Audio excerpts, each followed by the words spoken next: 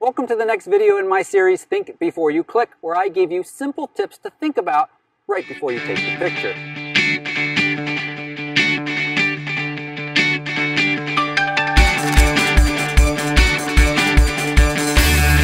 Now, we've been working our way through a series of compositional tips, how to minimize distractions, how to use leading lines in the frame to guide your viewer's eye to your subject.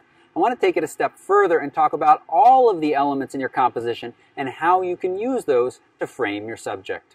Now, I've come out to this location that has great light, and that's one of the things that you should be thinking about, and we'll talk more about that soon, for portraits.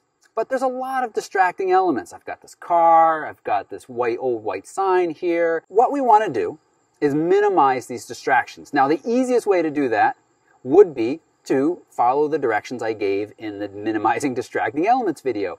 Get in close, shoot from a little lower, really tight, fill the frame with your subject. But there are times where you can actually create a stronger composition, including some of the elements around your subject, and it helps to give your viewer context to the image. So what we want to do here is we want to look around a little bit and figure out a better place for me, the subject. And there's a pretty obvious one right over here. The stairs. So I'm going to move over to that location now. So I'm on the stairs now. We can still see the car, but we have an excellent example of strong leading lines guiding the viewer right to me, the subject.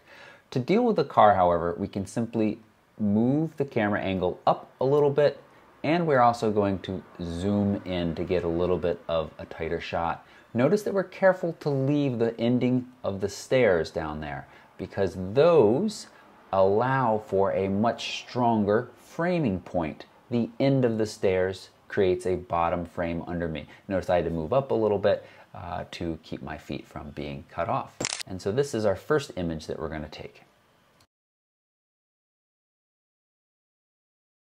Those signs are still fairly prominent though, so let's take the next step, and that is to shoot even a little bit tighter. Now you say, wait a minute, this sounds an awful like removing distracting elements, but hold on. Zoom up a little bit, but notice where I've stopped. I've moved up the stairs a little bit. We still have a little bit of sign. We can clone that out and we'll show a third picture in a second. But I have stopped just below that railing on the back side of the top of the fence. This creates another nice framing element. And here's a bonus tip for you. You don't always have to have your subject look right at the camera. A nice profile shot like this, looking off to the right, will work nicely. Now 15 seconds with the Lightroom spot removal tool can get rid of that sign, but let's say you wanted to remove it in real life. Pre-processing. Simply swing the camera to the left. I'm no longer centered, but I'm still framed very nicely by these strong elements, and it brings in this green, which also works really nicely to frame, and we have a little bit more context of where exactly we are with the kind of cement in the background. Similar to the stairs, doorways can be really obvious examples too. But in this case, we've decided to showcase some more of the wall. We're not shooting the doorway straight on. So we're still using it to frame, but giving it a slightly different perspective that works. Here's another example just a few feet away from that door. This is much less obvious, but still a very good example of framing. Here I am in the middle of this roadway, but not quite the middle, positioned so that all of the elements of the green are around me. The shade also creates part of the frame, and again, it's very important to notice that I am not intersecting anything. I've been positioned carefully between the top of the road and those elements of green.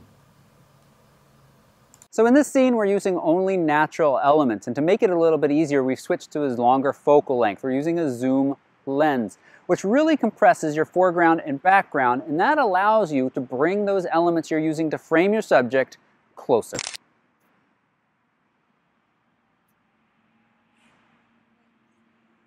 Thanks for watching this Think Before You Click video. Please hit the thumbs up, and if you haven't already, subscribe. Thanks so much.